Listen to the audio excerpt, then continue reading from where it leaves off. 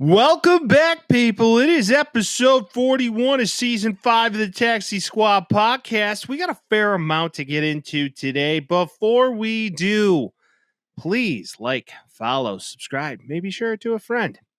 We have strange and unusual topics about people picking their nose. We got stabbings. We also got a little bit, just a sprinkle of some college football this episode. MLB playoffs are in full swing. Our week 6 parlay review. And then, of course, NFL picks. It's the Taxi Squad podcast. Come on, everybody, celebrate. The Taxi Squad is here today. So lose the blues, kick back and relax for now. They talk about sports and stupid stuff. So they're probably wrong and it might get rough. So welcome back. It's the Taxi Squad. Yeah. Vince, how you doing? Oh, hey there, bud. How are ya? I'm doing okay. You're going all fucking Italian on me, and I'm trying to go northern nice now, buddy. So we're feeling pretty good. Okay. Lots of stuff going on in the sports world right now.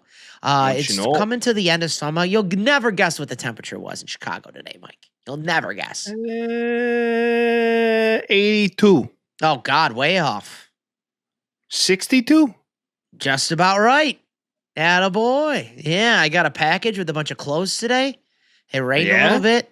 For some reason, there's a hole in the package, so all the clothes just soaking wet. Just wet as shit. Yeah. That's horrible. Really unfortunate. So those are all hanging out. So, that's fine. Dang. But other than that... Well, you didn't tell me the exact temperature, Vince, so what is it? How far off was I? It fluctuated from like 60 to 63, so you're right there. Oh, see? So I'm in the middle at 62. How you doing? Yeah, a little rainy, little brainy, all that shh. But yeah, life is peachy out here in Chicago. The Cubs come to town on Wednesday. Just for the people out there, it is Tuesday today because Mike's got family and weddings and shit. So we're doing stuff on Tuesday. I got family events. What can I say? I gotta go deal with the family. So there's a good chance that baseball is over in my neighborhood tomorrow night. That's all I'm saying. I'm hoping it is. I don't know. I like a long series. Is it a 5-game set or is it 7 games? It's 5. It's 5 for this. Mm-hmm. And I don't like sweeps almost ever when I'm watching baseball. Like I want to see them battle. What it would do, Vince, would completely validate our entire analysis of this baseball team for the entire season. What, the Cubs? Mm-hmm. Yours. I think I was a little higher on them than you were. You didn't think they were going to make the playoffs for a while, though, until they started going on tear. Well, right.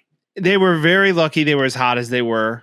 And then the second half came around. They went very cold. There's talent. It's just like both things need to hit at the same time. And if they're not hitting but they're pitching, or they're not pitching but they're hitting, it's like you got to do both, my guy. It's kind of how that works. Right. If you're not pitching and you're not hitting, or maybe you're not picking, one could say. But you know who is picking, Vince? He's digging for gold on the sideline. He's digging for gold with his golden locks. I would like to say that I'm pretty sure you're talking about this fella. Oh yeah, get it. If you're watching on YouTube, you can see Trevor Lawrence's beautiful baby blues. And a big old quarterback pointer finger right up his nostril. He's going full Sarkisian on it, dude. He's a booger eating crazy son of a gun. He didn't eat it. He didn't eat it. I don't think he did. I don't know. Sarkisian is the king booger eater. Yeah, but Trevor got a full finger in the nose and then went about and beat the big bad Chiefs. And that kind of rocks. And fell on his back. Like full blown on his back, got up, oh shit, not good, and ran for a touchdown. Yep. I think, not to bury the lead, but I think maybe Liam Cohen might not be as bad of a coach as we thought he was because he seems to be unlocking something with him. As the kids would say, it's giving very Matt Nagy. I feel like he's kind of going into the tricks book a little bit. First 2 years of Nagy were awesome. So I'll take that. Yeah, that's true. True. And then everybody figured him out. Yeah. Which, we'll see about that as well. But it doesn't seem that the Bucks missed a step either. But scary AFC South now? It's a little scary. Danny Dimes is a monster. Trevor Lawrence is a monster. Houston third in that right now. Listen, if you told me in August that by October 11th, the Colts and Jaguars would be tied for the division lead, the AFC South, I'd be like, you're lying. You want to hear another if you told me? What? If in 2020, you told me that Daniel Jones, Sam Darnold, and Baker Mayfield, all three of them were top tier quarterbacks in the league, because they all are right now, on different teams than who drafted them, I would have been like, yeah, right. I would have been like Sam Darnold afterthought. Baker Mayfield, not as good as you thought he was. And they're all performing, which is awesome. And I know it's early in the season, but this is awesome. I love the underdog story. Of course, we'll get into our picks. You know what's another one of those moments that if you told me? Please share. Now it's like 30 for 30 moments. Yeah. What if I told you? If you told me, what if I told you that every OU starting quarterback from like 2017 on is starting in the NFL today? I saw this. You got Jalen Baker Hurts, Mayfield, Jalen Hurts, Spencer Rattler, Caleb Williams, Kyler Murray. That's crazy. 5 NFL starting quarterbacks. I know. All under the tutelage of whom? Well, yeah, Lincoln Riley. Because when you're playing in college football, your goal is always to get a Heisman. Yeah. He's good at getting guys Heisman. Yeah. Yeah. He's not good at playing defense, but very good at getting guys Heisman. Not playoff games. Heisman's. Yeah. We worry about Heisman's. Yeah. He's not playoff games. In the words of Allen Iverson. Post 2013 John Harbaugh of football right now. So good for him. Just MVPs galore. Kind of. Exactly. Speaking of another quarterback that was drafted high, maybe a butt fumble, if you will. Maybe the second best in Jets history. Mark Sanchez was in the news, Mike, and why? Please tell me. Mark Sanchez is in the news because he had a night of partying. Debauchery. Now, to give you an idea, he was supposed to be the color commentator for the Colts-Raiders game in Indianapolis for Fox. Got into town on a Friday. Cowboy rides into town on Friday. Left on town on Friday. How'd he do it? Cowboy rode into town on Friday. The horse was named Friday. Day. Yeah, there you go. Yeah. Little Bigley. I remember that. Yeah. So Sanchez was previously supposed to do this. But that didn't happen, Vincent. You want to know why? Yes. So one portion of the story comes out stating that he ordered Uber Eats, told the guy that he couldn't park there, like a Tim Robinson sketch. No, you can't park there. You're not allowed to do that. And then got in a full-blown altercation with the guy. Fight. Then it turns out it wasn't that. It wasn't an Uber Eats scenario. He was doing wind sprints in the alley where this guy was going to park, then got in a full-blown altercation with this dude, got to fisticuffs. He initiated it. This guy fucking stabbed Mark Sanchez. And then Mark Sanchez is hospitalized. So definitely Mark Sanchez's fault. He was the aggressor. That's what people are saying, at least right now. Through the court of public opinion, it's Mark Sanchez's fault. And to add a piece to that too, do you know how old this other man was? Level 5 battery charge causing serious injury. Buddy, it was elder abuse. Mark Sanchez, 38, guy against him, 69. He just starts throwing hands. I think he was intoxicated is what people are saying. That's insane. It was just self-defense. That's why he stabbed him. I mean, yeah, an NFL player's coming at you. What are you going to do, 69-year-old man? Come on now. So he was staying at the Westin Hotel, Marriott downtown. He was doing wind sprints like a psycho in the alley before approaching a box truck that was backed into a loading dock. Wow. Yeah, I mean, crazy. I don't know, dude. I feel like 7 years ago, whenever a guy of Mark Sanchez's stature would do something like that, you'd be like, oh my God. And I saw that the other day. I'm like, of course, another fucking asshole. I just feel like everybody's an asshole. It's so bad. I'm used to it now. How drunk are you that you're doing wind sprints? And Also, like enough booze in like me, dude. That's Edie's double churned ice cream. It's coming right back out if I'm doing wind sprints. What are we doing? That's horrible. Oh, it's gross. Wow. Yeah. This is impressive to me that he's drunk doing wind sprints. Never in my adult life have I ever been like, you know what I'm going to do? I'm going to get drunk with the boys, and then I'm going to go do wind sprints. You know what I like to do physically when I get drunk? Wrestle. Yes, that's what I would expect This a is man to do. like random. Like, you want to wrestle? Honestly, No. A lot of it is because of you and because of your size. Because then I'd be like, we could go mano-y-mano here. Like, we're similar sized men. I can't do that to our buddy Josh. Shout out Josh, you definitely listen to this. Like, if I wrestle him, I'm so much bigger than him. It's not fair. I mean, Josh is tiny but mighty. He's like my strong. He's strong. Hey, he's strong. I just, at some point, it's like 255 pounds of pure beef leaning on him. At some point, he's gonna die. For you, you could just carry me around like Mary Poppins, dude. Hey, I wrestled for about 4 years growing up. So I'm trying to see a picture of you in that Leo tar, dude. No, man. What are those called? Don't talk about my singlet. It's a singlet. Singlet. All right. Here's a fun image for all of you. No, it wasn't thonged, you fucking weirdo. Fucking Borat looking ass. Like, here's 14-year-old Mike, all before puberty, chubby little ass, just hanging out there in front of half the school with your beanbag. I'm gonna wrestle this guy. All right, I got him. Let's go. Here's this fucking guy who's like, 15 going on 30 with a mustache, Dwayne the Rock maybe Johnson, a child at home. Yeah. And I'm like, all right, well, I'll never forget. I had one coach when I was a freshman. It was a junior freshman tournament. Fresh soft tournament. So freshman and sophomore. So they wrestled each other. This dude once again was yoked and 215, and I'm like, okay, what do I do, coach? He just looked at me. He goes, just circle and do your best, okay?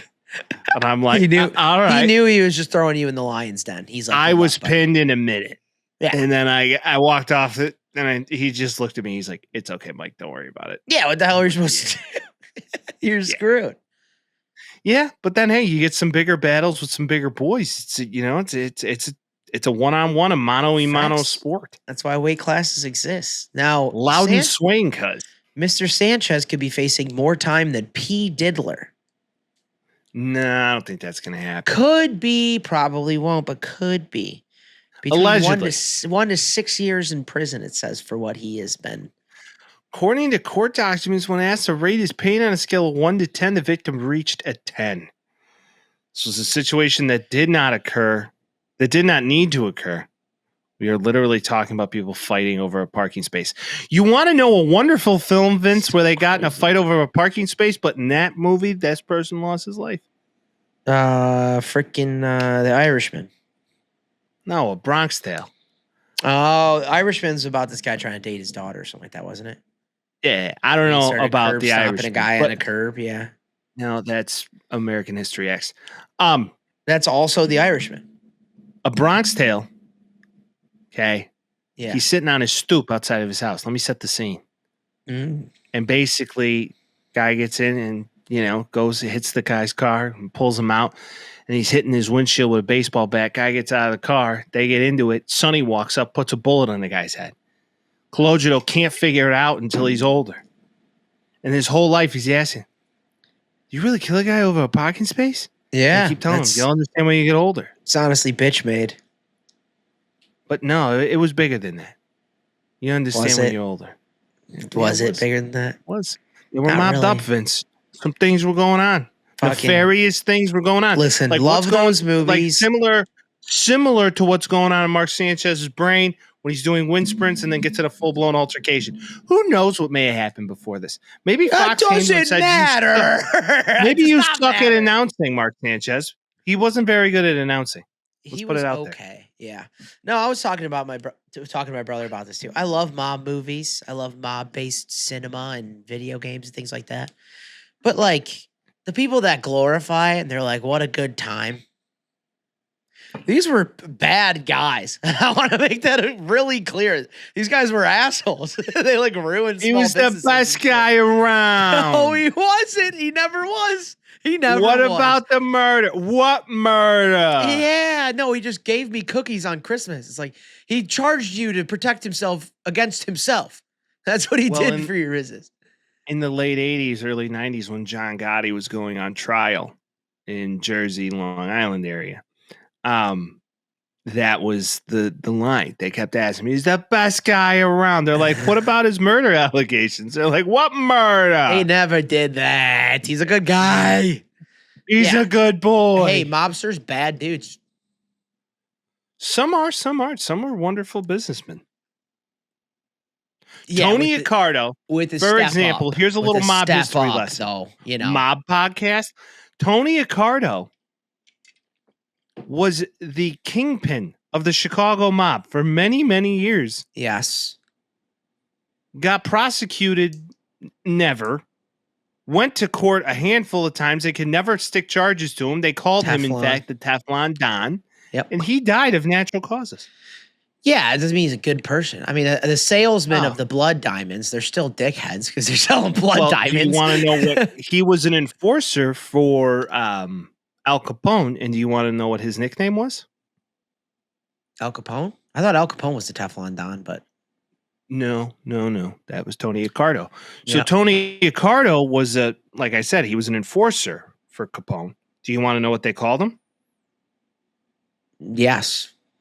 Joey Batters, because he went to people with baseball bats. New York-based rapper Joey Badass. And that, my friends, was Mob Corner. When we talk about mob shit, yeah. All right, moving on. All right, so do you think he's going to do more than 4 years? Because that's the going rate for this stuff. No, it's a level 5 felony. I think he's going to probably get away from it, fine, have to pay the guy, get civil suit, all that shit. I think that's what's going to happen. This guy's not in critical condition. He just hurts a lot. That's the thing. The thing, though, that excels it is that he's almost a 70-year-old man. Does he call another game or no? I don't know. Tom Brenneman got kicked off of everything for saying the F slur on a baseball broadcast, so I'm pretty sure attacking an old man is pretty bad too. Bad optics. You know? But we'll see. Who knows? Maybe he'll just go and make his own podcast or something like that after Shannon Sharp did the whole sex tape thing. He did that and it worked out for him. So who knows? But don't attack old men and don't get hammered and do wind sprints, because why are you being weird, man? Yeah, that's just like next level psycho behavior. Yeah, just go, don't be weird, dude. That's what I'd say. It's probably the move. Yeah, he's got to stay in shape somehow, you know? Now, if you are weird and you have something to say to us, you freaking little weirdo, call it in and air it out, dude. 312-725-2107. Be a little freak on the phone and send us a message. Thank you. Wow, that got aggressive. All right. Vince. Hey, did you know that it's the WNBA finals? Yep. Cool. All right. In other news, it's also the moving on. All right, moving on. It's the MLB postseason, and in case you're living under a rock, the Wild Card Series is in fact over.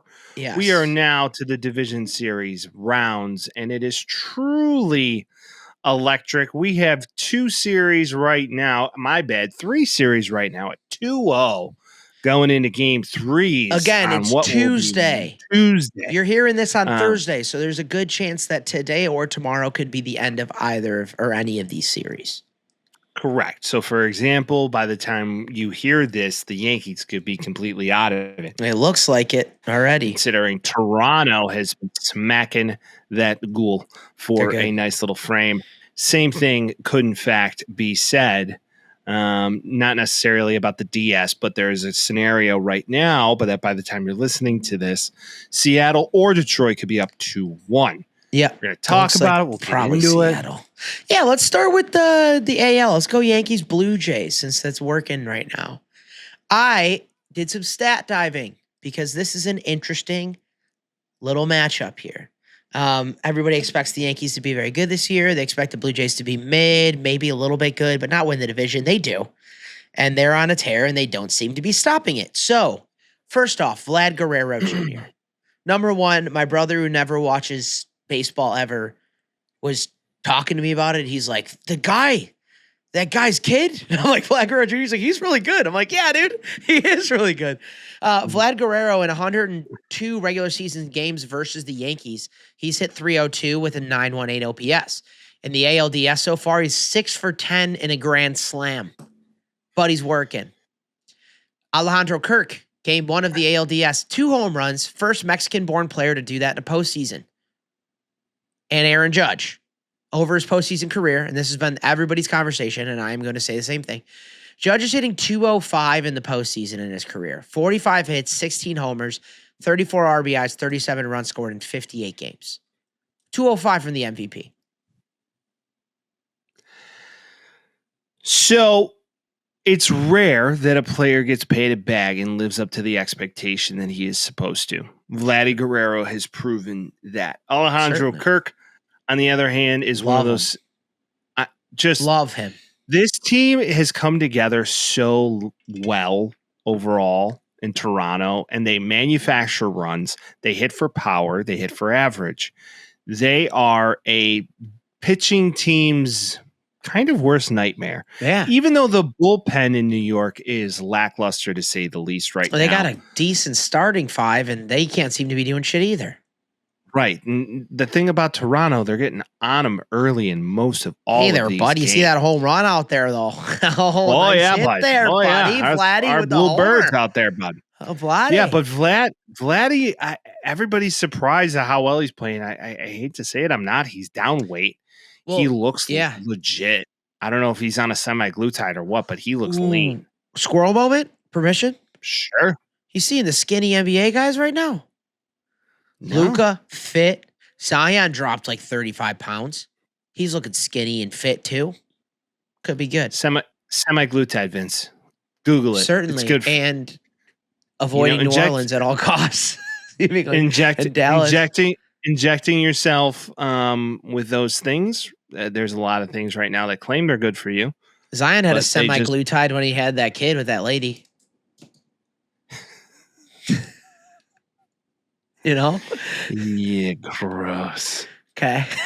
Gross. I think he had a full glutide, actually. What an analogy. Wow. Anyways, it is not surprising to see Toronto doing this well. They're clearly hungry for it. Now, Aaron Judge, over the past 3 years, has not performed well in the playoffs. He went to the whole World Series despite him rather than with him. Didn't show up. Yeah. You know, that's the problem with the Yankees in general right now, where DJ and these guys played like they were there before. These guys don't know how. And when they got to the, when they got to the World Series last year, they had many opportunities to close games. And they can't seem to finish. They definitely squandered. And it seems like they're going to here. But, we'll see what the projection of Tuesday night's game or tonight's game looks like. Right now, if we do a little snapshot in 6-3, they're down 3, top of the 4th right now. There's a lot of baseball left to be played. That's more than a run and inning, though. You got to do better than that. One, if you're on the MLB site and you go to like the pitch by pitch, it is all MLB The Show based, which makes me want to play MLB The Show. So I might do that after this. I tell you what. All right, let's jump across town, shall we? Let's go a little NL action. The Cubs right now. Yeah. Wow. They cannot manufacture runs. No, it's either like home runs or forget about it. They feel like they're a little busted. Guess what, Cubs fans? The Brewers have been so good for months, and they still are. That's just kind of how it feels. Like, usually the letdown spot for the Brewers is right about now, but they don't seem to be slowing down. Their pitching seems to be getting it taken care of. in a way that a lot of them, when we would talk to any Brewers fans, would be like, oh, I'm worried about our pitching. That seems to be doing okay. I mean, what is it? 3 runs on Monday. They give up. Where's the first game? How does that work? Where is it at? They give up 3 runs on the first game, too. They score 9 and 7 on the other hand, and they're way in control of this. And to be fair, in the wild card, the Cubs got real close to giving that away, too. So it's like, now's the time, not up or shut up time, boys, and it could be over by tomorrow. You know what's crazy? If this game goes to game 4, for whatever reason, there's an aggressively late start time on game 4. 9:08 p.m. Eastern time. That game would start at 8 o'clock Eastern time. Yeah, it's 8:08. That's what it's saying here. Heartbreak. Ayo. Now, my biggest concern for the Cubs right now is that's fine. You could have got all the pitchers in the world, but if you can't manufacture runs outside of a couple guys hitting, Dansby Swanson's been terrible. He's been bad. I think losing Cade Horton, and he says he's not injured anymore. He doesn't have much pain, so they should get him back in there. You lose your rookie of the year, who I'm pretty sure he's just going to win it at this point. And the guys that you need to hit aren't hitting. Like, that's just the reality. Peaker Armstrong got cold. Couple hits in the wild card series, but doesn't do much. Michael Busch gets taken out for Justin Turner yesterday. Don't know if you saw that. Michael Busch is leading the team in home runs, and he gets taken out for Justin Turner, who's 42. Weird decisions. I think Council's over managing, and I think everybody kind of agrees on that. And meanwhile, the Brewers are like, later, Council, we're fine. Like, we're good with what we got. No worries here. We didn't know you. Council might be the biggest oversight of a managerial hire in the near future. I think it's the Brewers have the Guardians like luck. They got something going on where they're always good. Regardless of year, they're always good, dude. They produce young talent very well, and they also grow their young talent very well. And they also take guys off the schneid and get them in there and make them whole again. Andrew Vaughn, his slash line last night. Okay, so let's talk about Monday night. Andrew Vaughn looked like an absolute wrecker. It was unlike anything I've seen in a long time. 1 for 3, home run, base on balls, 3 RBIs. My buddy Charlie went to the game in Milwaukee because he lives in Wisconsin now, I believe. He brought his Andrew Vaughn White Sox jersey.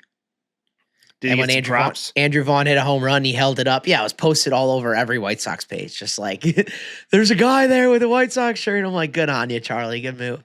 Shout out to Charlie. And then into my group chat with it, it's like, Andrew Vaughn hits a home run in the playoffs. Who would have thought he could do that? And everybody's like, Rick Hahn. Clearly thought he could do that. Rick Hahn wasn't the problem in Chicago. Never was.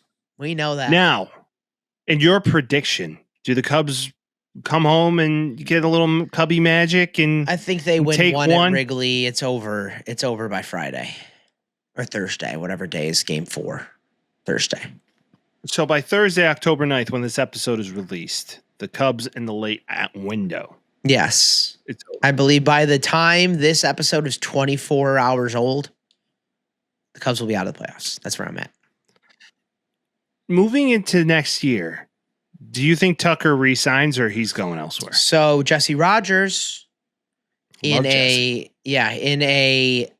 Twitter thread, someone's like, so are they going to sign Tucker? And he said they never were going to, and they're not gonna. Like, I don't know why anybody thinks that they're going to do it. They never were going to sign him, and they're not going to sign him. So no, I don't think he's gonna. How do you replace that? I think everybody's asking the same question. How do you replace that? It's crazy to me. It's like he went cold for the middle of the year. They're like, maybe we don't re-sign him. It's like, this is exactly what they want you to think. And then he's going to go to the Dodgers or the Yankees, and he's just going to be so good for them. That's really the thing. But I mean, Bellinger has been very good for the Yankees this year too. Until now, it seems like no one can do anything. He would look good in pinstripes, black and white pinstripes, should I say. You want him to be a White Sox? He would be He's not, though. That's the problem. We've gotten to the point where we understand it so much that it's not even an option. To sign a free agent, it's not even an option. I just want nice things, okay? I do too, but that's like living on food stamps and being like, it'd be sick to have a Bugatti. You're like, you can't. You're never gonna get there, buddy. It's just how it is. Very true. Very true. Well, I agree with your takes on this one. So we are in lockstep. So let's Which move is on. a horrible sign based on what happened last week. What happened last week? Agreeing on everything, and we're gonna be wrong. Cubs winning 5 now. That's what's gonna happen. I mean, if it's rare to ever see that. It's rare to ever see teams come back from 2-0. If it goes 5, Cubs win the series. That's where I'm at. Well, this happened to the White Sox in the DS. The game you were at. And then it was like, Sox in 5. And it runs out, right? If we go into game 4, I would expect the Brewers to win. If the Brewers lose in game 4 and they go home again to Milwaukee, I don't think they win in game 5 because they lost all their steam if they lose 2 in a row. Well, that's the problem. I don't know if the Cubs are good enough to put 2 in a row together. That's where I'm at. Are you going to go to the game, Vince? God, no. Why? Why would I? I don't know. No, I don't want to pay absorbent amounts of money to go see a team that I don't really care for. What I will do is sit on my back porch, maybe edit this podcast, drink a little soda, maybe a little adult pop, and just listen to the game from my porch. That sounds nice. I like it. I like it. That's good. That's cool. That sounds wonderful. All right. Let's jump across to the other AL series that's a little bit more exciting, shall we say. Tigres? Oh, the Tigres. I'm having a hard time on who to root for here. Because I know who I'm rooting for. I know who you are too. You're Mariners all the way. Yeah. Something like the Tigers have been bad, and there's nobody on the team that's inherently I can hate. And the Sox are so bad that I don't even feel like they're rivals. So I'm like, Tariq Skubal, cool. Kerry Carpenter, cool. Riley Green, cool. Like, I'm like, shit, man, I kind of want the Tigers to win too. Let's just say this. Whoever comes out of this, it's going to be a very difficult decision if the Blue Jays come out of it too. It's like all the AL teams I want to win are everybody except for the Yankees. Well, the championship series I would like to see most would be the Mariners, and the Blue Jays. Yeah, I feel like that's the most equally matched ALCS one could ask for. Are you seeing all this cope going on?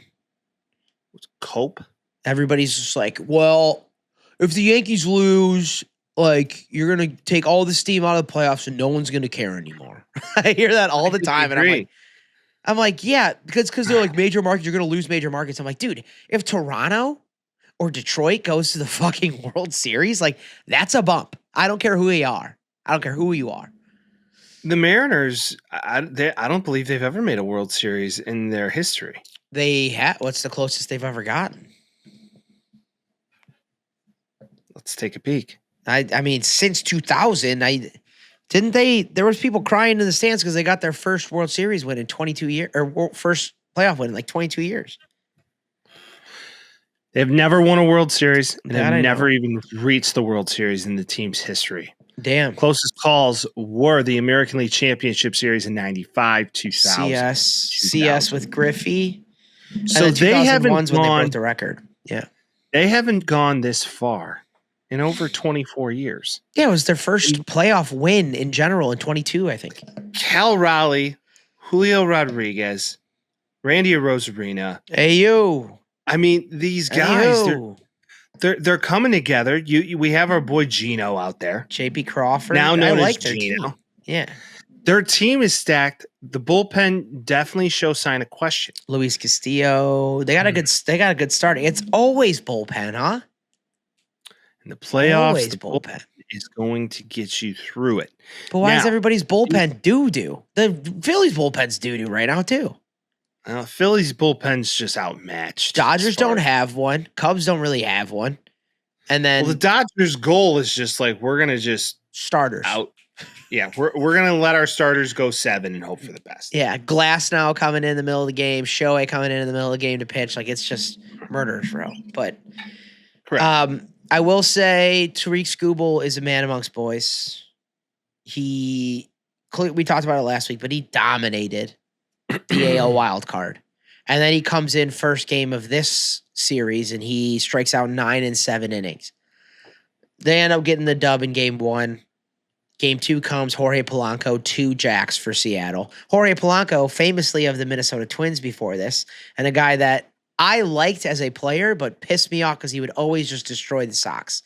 He was a White Sox destroyer. Yeah, and that's the thing. Like when he gets a hold of the ball, you're like, oh yeah, he can hit home runs, regardless of his stature. Like he can do it. I like the way they're set up as a team. It's just I also like the Tigers. Like I think they're well built too. Well, the Tigers, what they have going for them essentially is their starting 5, and Skubal may be one of the best in the game. I think he is. I think he is the best pitcher in the MLB.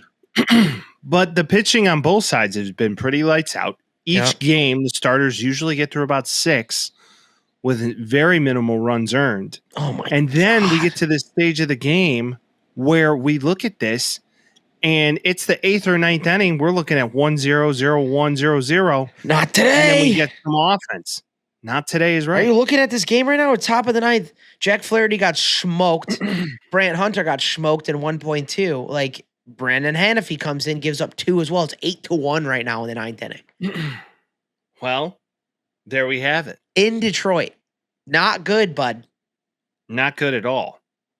And you kind of love to see it because I am all about this. Now, I'm going to say you do. I just want to see it be a series. Well, I understand, but this is a part of the series.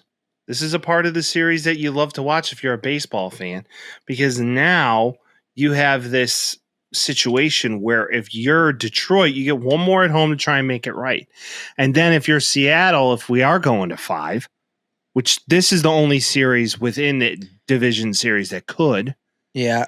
Seemingly. We're at seemingly. Of course, anything can happen, but there's an opportunity by Friday. We have Friday baseball. I'm not saying it's going to go 5. It would be cool though. There is a tape in this though that occurs. You lose, you get blown out pretty bad at home, and now you go back to the drawing board the following day and say, all right, we got to come back strong. And then you take the series back to Seattle. Yeah. I was talking to my brother about this. Is baseball the biggest dichotomy of like interest or pressure from the regular season to the playoffs out of any other sport? Maybe basketball? I would say baseball has a little bit more, since it's America's pastime, has a little bit more consistency. But game 160, if you're not really racing to get somewhere, who gives a shit? And then the first game that comes up, you're like, oh shit, like tight ball. Playoffs start. But then again, baseball's such a summer event. You can be outside and you can go to a ball game with your buddies or your families or things like that. And we do have diehard fans in the sport of baseball that usually are in an elder generation, but our generation also year long. There's guys like us that still watch games. I was still watching White Sox games when they were fun to watch here at the last half of the season in August and in July. I mean, they were still fun to watch. Now, is that the general public? No. But then there's a very small handful. Now you put on a game and people are like, oh shit. Like you get that with baseball hockey. Playoffs. Baseball playoffs are the best. That's what I'm asking is the dichotomy. Because I couldn't give a shit about game 145. You couldn't make me care. And then the minute the DS starts, I'm like, oh boy. Like any other sport, you're like, you're gearing up. And baseball, I'm like, oh, here we go. Now it's hot. I feel like it also has to do with the longevity of seasons. For sure. Well, because all of it's a piece. Yeah. 162 games in baseball, 82 games in basketball. I don't even know how many games they play in hockey. I think it's 82. 60 plus. 82. I think it's the same amount, yeah. Okay. So you have 82 games in hockey and then the playoffs start. That's a long season. It's not like football where there's 18 weeks consistent. Yeah, every game from there. Every week matters. Not saying that every game doesn't matter, but you could go on a shit stretch, still make the playoffs if you get hot again.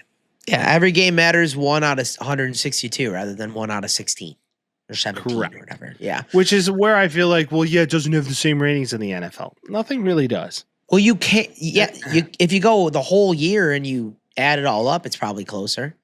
But you can't compare a Thursday night football matchup with a Thursday night baseball game. Those are two different things altogether. But if we're going to talk about big fan bases, diehard fan bases, this is probably the creme de la creme as far as the Phillies and the Dodgers are concerned. More so the Phillies than the Dodgers. I mean, But there's a lot of Dodgers fans, Mike. There's a lot of Dodgers. There's also a lot of San Diego Padres fans that became Dodger fans. I'm talking about the Latino community mostly. I mean, a hell of a lot of Latinos in LA that love the Dodgers. The Dodgers are a historic franchise. Yeah. And they have never left Brooklyn. Well, how many baseball teams can you have in New York, you know? It was great, dude. Ebbets Field was the shit. Brooklyn was sad. They were their own city for a while, dude. Don't you dare forget. Well, Brooklyn, a lot of people say, is a whole time to be spent if you're traveling to New York. Let's just say, in my city boy jeans, if I lived in New York, I'd live in Brooklyn. Would you? For sure. Do I look like a Manhattan See, I haven't been to Brooklyn. I've been to Manhattan. Cool. I like Manhattan. Brooklyn's cool. I like Manhattan too, but Brooklyn's cool. Brooklyn's more like artsy fartsy and, my kind of deal. But well, yeah, it used to just be all Italians, even though there's some really good Italian restaurants. Brooklyn. There's some really good OG. Hello, Brooklyn. How you doing? Joey Badass is from Brooklyn. It's Brooklyn. He is. Remember that Italian Jay-Z song? Hello, Brooklyn. How you doing? Do you remember that song? I can say I do. Fat Joe's from Brooklyn. How you doing? LL Cool J. Yeah. A lot of historic folk are from the Brooklyn. No, but of the team though. Well, Philly is another franchise. It's just feral. I mean, their fan base is 100%, maybe top tier. Top tier. That being said, this is the end of the Philly movement. At least this section of it, this little window that they got. And it just feels like the Dodgers are just world beaters. They just are. Oh, when you have a lineup that consists of Mookie Betts, Freddie Freeman, Shohei Ohtani, the list goes on and on. And Glass now coming out of the bullpen. Like you're Ohtani being like, oh yeah, I'll pitch if I'm needed. And you just literally have 12 starting pitchers on the team. I'm not even kidding. They have more than 2 full rotations. There's no way he gambled. No way. I forgot that happened. There's no way Shohei gambled on his own sport and got. I will say though too, it's like you watch throughout the year and you're like, I don't know, maybe the Dodgers have some holes, and then they come in here and they just start like. Honestly, if you're Philly, you're like, they got so screwed with how this worked out. Like they could have been playing the Brewers or the Cubs. They'd rather play either of those teams than the Dodgers right now. That's for sure. Well, eventually the bus stops with the Dodgers. So in another way, your mind could look at this is to say, okay, let's try and get the hardest out of the way first. These games have been close. Coming into game 1, they were up 3-0 going into the 5th, and then the Dodgers woke up. And then this last game, it was just a day late and a dollar short on Monday. And now you go into Wednesday going to LA and you got 2 in LA. It's not looking good for you. If you're Phillies right now. And now that whole like team has already won, you don't even have to do like they can't get past the hump. Like they already did. So you're now just, what do we do? You hope there goes Magic shows up. You know. There goes my red and blue World Series prediction, but it's not over till it's over. What do you mean? In the words, I said my, you can still get my that. head division. How? Cubs have red. The Blue Jays have red. Well, all right. You know? We'll see. My original prediction was the Blue Jays and the Phillies.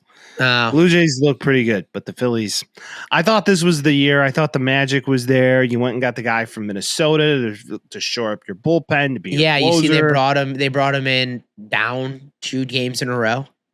They were down like a run 2 games in a row, and they brought him in. The entire Philly crowd started booing him. Like, why are they bringing him in when we're down? What are you doing? He's our They're just trying to stop the bleeding at that point, and you're trying to get back to get out of a quick inning and keep it moving. It just feels. I want Philly to win this. I hope they can come back and do it. They're not losing by a lot. It feels like when the Dodgers need runs, they just get them, and that's the problem. It's like you come hell or high water, they're going to score. I feel like a team that could very much so compete against them would be the Brewers. It it would be a tough series. They played them well all year too. Don't forget that. They did for sure. I just think it's weird. The Brewers weren't under the radar. Everybody knew what they were doing. But if you go around a gaggle of a bunch of baseball fans and you say name 3 Brewers, so many people are going to have a hard time with that. The Brewers in the 2025 season played the Los Angeles Dodgers 6 times. 5-1. How many did they win? 4-2. All 6? All 6. 6-0. Wow. Can you name 3 Brewers? Contreras, Andrew Vaughn. Oh yeah, I forgot about him.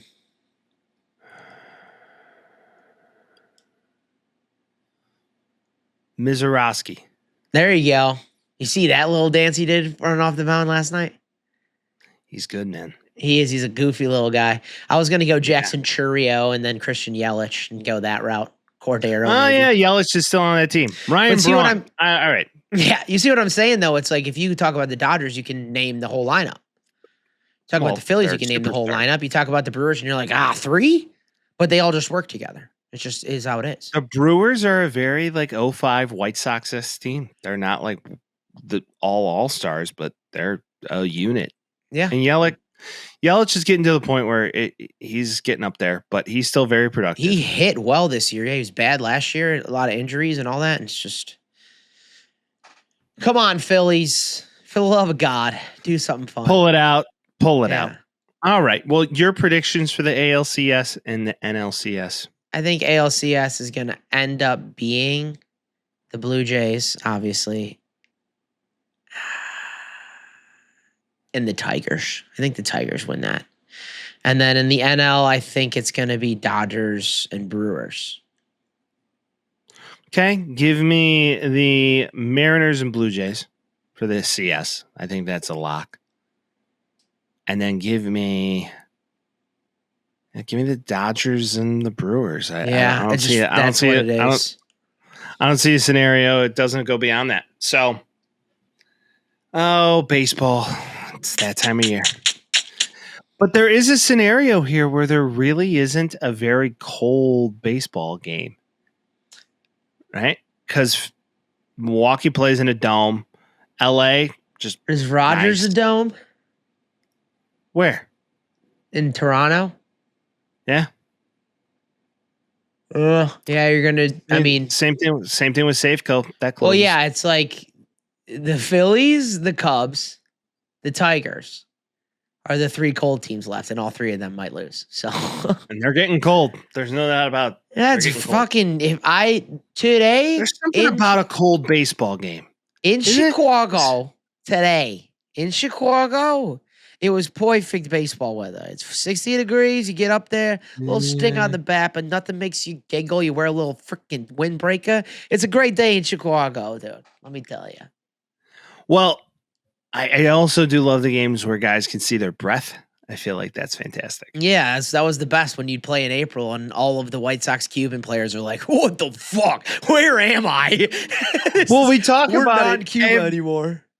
We talk about it every year. Think about playing baseball in Arizona from February to March, and then you have to go to Chicago in April. Fuck that. Yeah, why did Jose Abreu have bad Aprils and good the rest of the year every year? It's because of that. It got warm. 100%. Hundy, cuz. All right. Baby girl. Well. Baseball. We love it. Never loved anything more ever in my life. I mean, I guess one could say a first love. I've loved more things. It's there. Let's just say I've never loved a woman more than I've loved baseball. As far as my life is right now. It's like Anchorman. Are you just saying you love things arbitrarily? I'm going to give you an out and say that you like your wife more than baseball, and you don't have to say yes or no. You can just in case you really love baseball like that. No comment. All right, let's keep it moving. College football. Footy. It was a forgettable weekend, but there was a couple games mixed in here that pose some conversation starters. Can I bring up the first one? Because I really want to talk about them. Yeah, sure. Penn State. Buddy. Drew Aller, 1 overall. Penn State's going to figure it out. Franklin's finally going to win a big one. Yeah, buddy, what if he loses a small one? That's kind of how it feels. And Penn State shit the bed. Now, they did start coming back, but after the first half, you're like, what the hell is going on with this team? And is Drew Aller even good at football? Like, it's feeling like Brock Osweiler, dude. It really is. Well, this was an interesting game.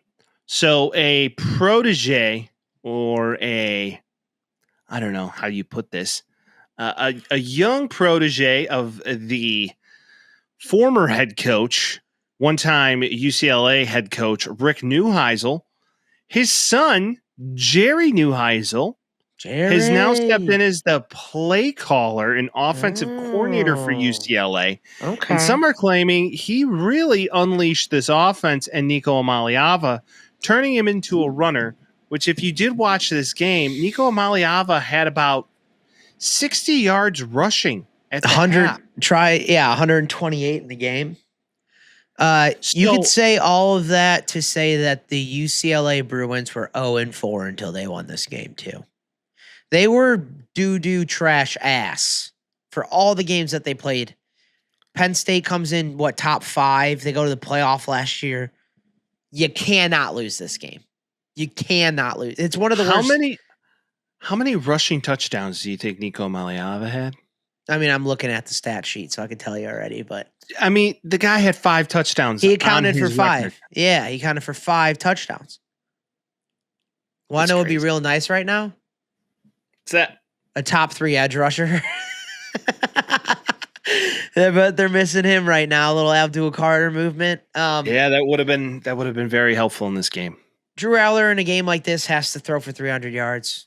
He just has to, especially if you don't have a Saquon Barkley in the backfield. It's like they're just they're broken, and this is a game that you can't really come back from, especially if UCLA ends the year with 7 losses and 3 wins or 4 wins, however many games they play. Well, I don't see there's a route for them to get to the playoff. And when you look at them right now being 3-2, getting the Oregon game, that was like their Super Bowl on the year, and they lose.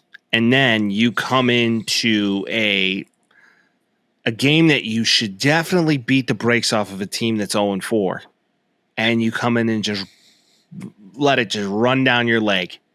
And before you know it, boom, here you are. Here's the thing, though. Like, I could see them, playing. They're going to beat Northwestern, beat Iowa. I could see them competing and or beating Ohio State in a weird-ass game. I could see that happening. I could see them beat Indiana, and they're in a weird little precarious spot where they lost to what I think Oregon is maybe the second best team in the country. And I don't even think that's like a crazy thing to say. They might be the best team in the country. They could. If Ohio State's not, they are. They have a Heisman candidate. They got a Heisman favorite right now. Once again, back to the Penn State conversation. At this stage of the game, if you're going to make the playoffs, you have to go beat Ohio State and Indiana. And those games are back-to-back in November. And I could see them doing it. In a weird little way, I could see that happening. I'm not saying it's likely, but I could definitely see it happening. But usually you got to wait for Ohio State to drop it at the end of the season. They're good at that.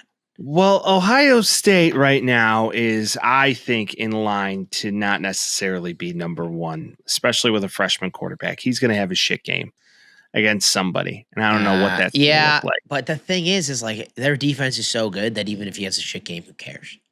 And like Matt Patricia's calling, like they seem like they're poised, and I hate it because I don't like Ohio State, but they seem like they're poised.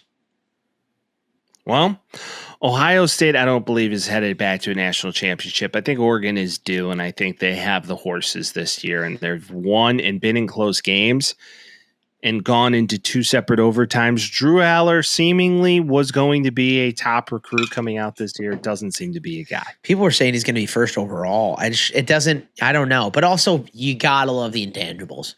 Yeah, gotta. Yeah, he's like Josh Allen. He's a John Elway quarterback. Like if John Elway were to draft a quarterback, it'd be him. Well, I'm not comparing him to it. I'm talking about who he draft. Before there was Josh Allen, there was Brock Osweiler. Yep. Brock Osweiler was supposed to be Josh Allen. He was good for 2 games. Yeah. He got that Matt Flynn bag, dude. Got paid a bag by the Texans and never looked back. Correctamundo. Now, the other topic. I don't think Arch is good. Oh, God, they looked bad. It's so bad. I don't think Arch Manning is good at football. At least not right now. And I think he was way over-touted and way commercialized and put in a position where he needed to play very well. And I don't know what it is. Again, Quinn Ewers is just sitting at his house like, I fucking told you. I told you guys I was the better quarterback. I told you. And he's done nothing but prove that so far. Like, something's going on. I don't know what it is. Something's just going on. He can't make the right decisions. Well, he holds on to the ball for way too long. He's got the Caleb. He had many opportunities here, and it just seemed like the lights were a little too bright for him. It just seemed like at Florida in the swamp, Billy Napier somehow continues to just get the firing hot seat off. I was like, shall we fast reverse rather to last week at this exact time or the day later when we're like, DJ Langway sucks. Billy Napier is about to get fired, if not this week. And then he goes out and beats Texas. This is also the furthest drop for a preseason number 1 overall. Well, or the quickest drop. To go from to go from 1 to out of the top 25, this is the quickest it's ever happened. It's the hero ball stuff that got Arch killed. I mean, 2 INTs in a time where you really can't throw them. 2 touchdowns, yes, but they were layups. He's got the Caleb flu, dude. He's mobile. He's not that mobile. Langway looked really good. At moments he shines like how Cam used to look. He looks like a guy. If you're Texas, I would be more worried about your defense than Arch Manning, to be honest, because your defense is supposed to be your bread and butter. Your defense should, in fact, definitely be your bread and butter at this stage of the game. But another thing you should be quite worried about is your offensive line and how young it is. At this stage of the year, you should be gelling offensive lines. The thing should be working, and you should be able to protect your 5-star guy. It seemed like their offensive line's young, and the assignments are being missed on a play-to-play basis. So, they had opportunity to come back and win this game. They let it run down their leg. And now you go to arguably the biggest game of your season if you're Texas, go to the Texas State Fair to play Oklahoma, who, by the way, better win this. You better win this because Oklahoma's playing good, dude. They're good. I don't know the last time I've seen an Oklahoma team this good. Maybe 20 years ago. Really? You think it's better than all of like the Baker teams and the Kyler teams and the difference between Brett those Venable teams and Lincoln Riley together when it was just like, or not Brett Venable, who was the DC with Lincoln Riley? I forgot. There was like 1 year where their defense was actually pretty good, like early on. Yeah, when you had the Ohio State coach, he was all right. I forget his name off the top of my head, but he's no longer in the league. So goes to show you how far that got him. Or he went with him to SoCal, and that didn't work out well. Nope. But you have the Red River this week, and if Arch doesn't show up, which this game is always a crapshoot, regardless of who's ranked and who is not. If Arch doesn't show up for this one, I feel like here's a better question. If his name didn't end in Manning, would he still be the starting quarterback right now? Everything else the same. His ranking coming in, all that shit. Mm-hmm. I think number 1, he wouldn't be a starting quarterback, and I think number 2, he wouldn't be at Texas. If his name wasn't Manning, he would have transferred last year. Now, a lot of people want to say, hey, he's still young. He's still learning. So there's a route here that he plays this year and comes back next year and sticks with the guy. Because a lot of people were calling for Arch when Quinn had rough games last year. What the one thing the Booger Eater does is stick with his guy. Yep. So you got to give him props there. So And I think I'm he's very talented excited too. for I this think game. I still think he's talented. I still think he has a chance to be good. It's just like this has been overwhelmingly bad to the point where no one expected it to be this bad. Again, they were number 1 coming into the year, and now they're unranked. That's bad. It's not good. It's definitely What not are we good. doing? What are we doing, Tejas? What are we doing? Your call, Oklahoma, Texas. Who's going to win? Oklahoma. Texas should win, but Oklahoma's going to win that game. Boomer Sooner, baby. Yeah. Horns down. Let's rock it. All right. Boise State needs a running back. Yeah, Boise State needs a running back. Holy I wonder shit. why. What a game, huh? They're going to run the table, Mike. I feel like Notre Dame's going to run the table. Oh, you think? Yeah, because they play the Handley School for the Blind next week. Yes. Fine. I just think they're going to run the table and maybe sneak into a playoff spot. I just love how much just absolute pole smoking they're doing for your young QB right now. Tell me he's not good. He's so good. Tell me he's not good. Who's he played? He played well against A&M. He played well against Miami in his first start as a freshman. You're acting like he's not good. Pole smoking only counts if he's not good. He is good. I think it's a little early to put the roses out there that he's great. So. I will say that they never said Riley Leonard was good because he wasn't. He was just a running back. Yeah, this guy's actually throwing the ball, and he's like Boise State isn't a MAC team, you know. You know a team I want to give some roses to that not a lot of people are talking about that I kind of threw out there would be pretty flipping good? The Texas Tech Red Raiders are 5-0. Yep. And they're pretty good at playing football. Talk about a team that hasn't played many people. They get Kansas this week at home. Then they get ASU. They kind of just have this Big 12 record going on. Yeah, you expect Houston to come in and give them a fight, and it just wasn't. Their offense is so good, dude. If you're Texas Tech, you're one thing in your offense. I agree with that. Now, if we look at all the things, Michigan takes Wisconsin, Georgia gets a get-right game against Kentucky, blows them out. Virginia in Louisville. Might be good. Virginia might be good. They went in and beat Miller Moss up, who I've seen that story before. He can't finish games, man. I like Miller Moss, but he cannot finish a football game. Well, and also, dude, excuse me, Louisville is always like this. They're always like so close to beating a ranked team, and they'll do it 3 times a year. Fringe. They'll do it 3 times a year and just be like, we're not going to win it, but we're going to get real damn close. They did it like 3 times last year. They almost beat Notre Dame last year. Almost counts in horseshoes and hand grenades. Exactly. Now, Miami played Florida State, and that game wasn't even close. There was just some garbage time. Technically, it wasn't though. Miami won that game easily, but Thomas Castellanos, a lot of things to be desired there. Fun as shit though, huh? He's like a guy that I'd want to play on PlayStation rather than real life. Correct. He's a PlayStation Heisman. Yeah, like I'd run for 1,000 yards with him and maybe throw for 4. PS5 Heisman. Yeah. Okay. Yeah, 100%. Let's take a little snapshot of the week. We did tease it a little bit with the Red River rivalry. We do have a banger of a weekend coming up here. Alabama, Mizzou at Mizzou. That to me is a sneaky game.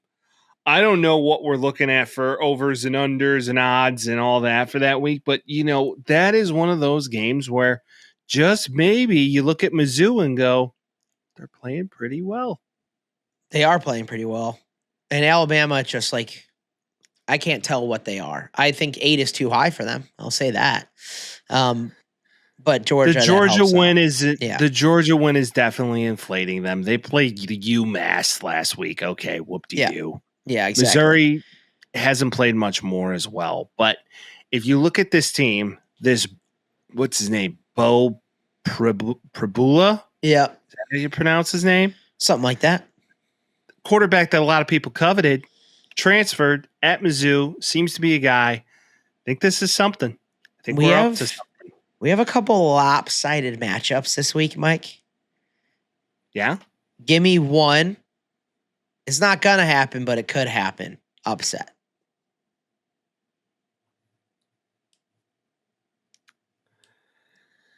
Not gonna happen, but it could happen. But it could. I could see Florida going into Texas A&M and potentially, just potentially, knocking off 2 in a row for Florida. They got some juice. I feel like this team now has kind of figured out its identity. Think you could see USC maybe beat a Michigan team. Maybe. I'm going to throw that out there. I know. It depends. Listen, you get a 5-star quarterback so you can just keep running the ball. Throw the ball, Michigan.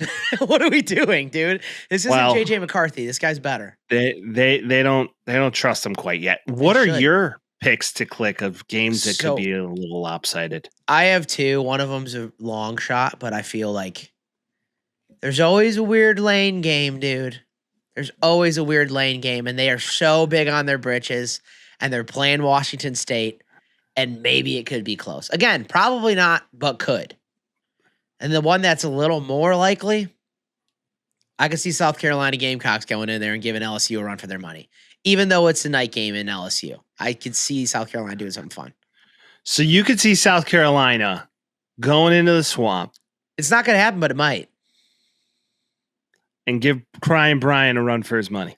I just think he's a bad coach. I just don't I think he's overrated. I think he loses games like this all the time. We've come ad to the nauseum. conclusion. He's very overrated. Ad nauseum, yes. And something about South Carolina, they come in and they start fighting. Like they've been around these teams before. It's not like it's the first time seeing them. So, and then Leno, he always gives up one, and you're like, how the fuck did that happen? And I feel like this could be the spot. It's going to be a fun week. This week more so than last week. I'm excited to see how my guys play at USC. You're playing at home. You're in that afternoon window. It's going to be a battle. I'm looking forward to it. Another game? Indiana, Oregon. Indiana, Oregon, man. Oregon wins by 40. I can't. I don't know. They're so good. I don't see a way that Oregon loses at home against Indiana. Now, the last time a game was this ranked and heavy when Oregon played Ohio State at home, and Ohio State lost and ran it down their leg. So they play really well at home. I could see a scenario here. Now, the real question is the 3 and 7 seed. How does this work from a standpoint of odds and ends? So if we jump on FanDuel just for a little, how you doing? Sprinkle some FDs on me, dude. Sprinkle no sponsors. FD no sponsors. Just for the case of people sponsoring us, FanDuel or DraftKings or any of the other ones, or ESPN Bet, or the Saudi Arabian one, because we'll sell out. I don't give a shit. There's a Saudi Arabian one? I don't know, but we're about to see. I'll jump on that. I'm with you. I mean, wouldn't you get some Saudi backing in this piece? Listen, dude. I've said this forever. There's an amount for everybody. Now, the Saudis have to pay us more, but I'll do it. Would you? It depends on how much money they're going to give us. If we're talking live money, then yeah, dude. Yes. I'm in. Yeah. You need those. And you guys can't blame us for it. And if you do, I'm sorry. If you ever blame us for selling out, I'm sorry. Come on. We got to get paid. I got news. The first opportunity we can, we're taking it. Yeah, we're like the song from The Apprentice. Money, money, money, money. It is what it is. So right now, Oregon's a favorite at home. Yeah. Okay. So by a lot, I assume, right? What's the spread? 2-1. 2-1. The spread's 7.5. Oh, that's over. I thought it would have been like 10. Over's 55.5. Okay. So buckle up. About to be a game. Another game, Vince, just because Utah is always such a wild card at home. Yeah. They go home and somehow they're good again.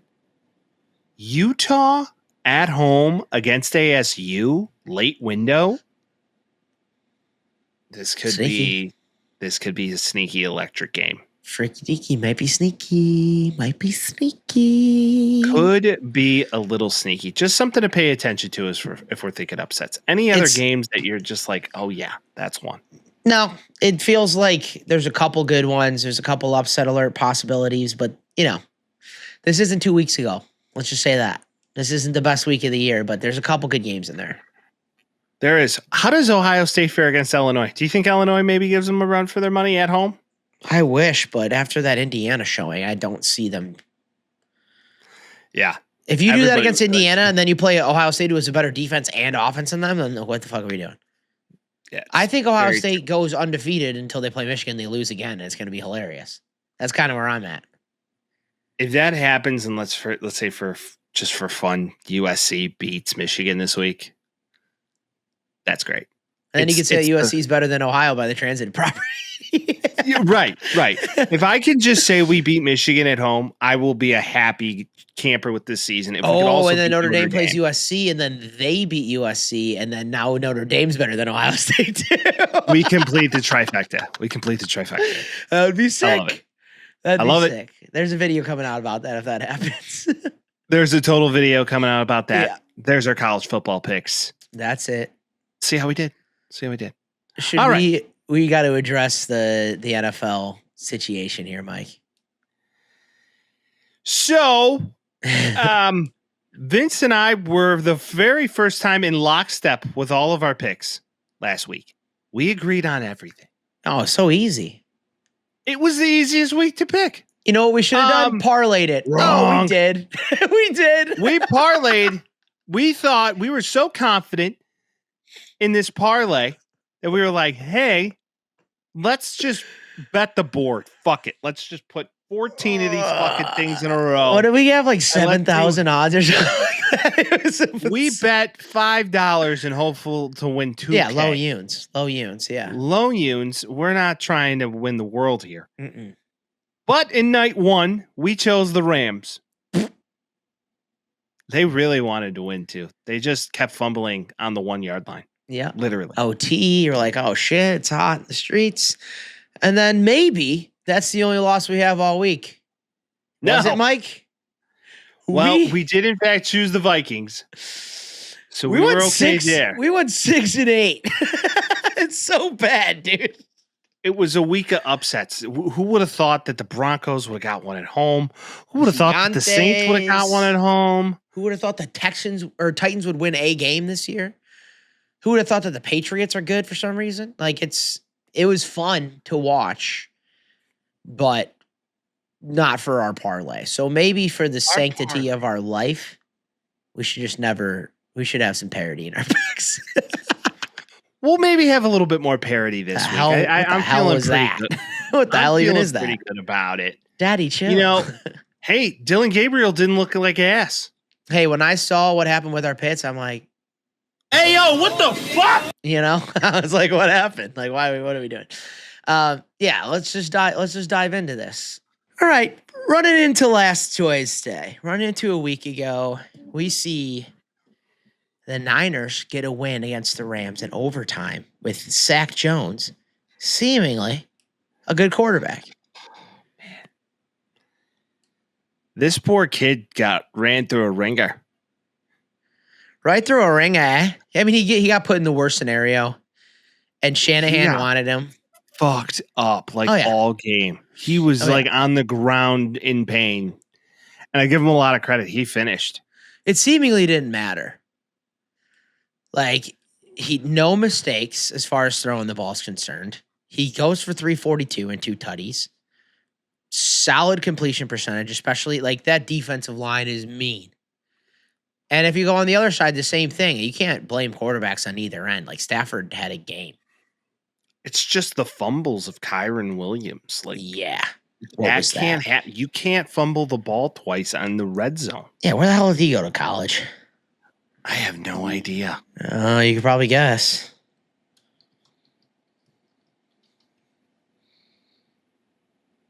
Notre Dame. Yeah.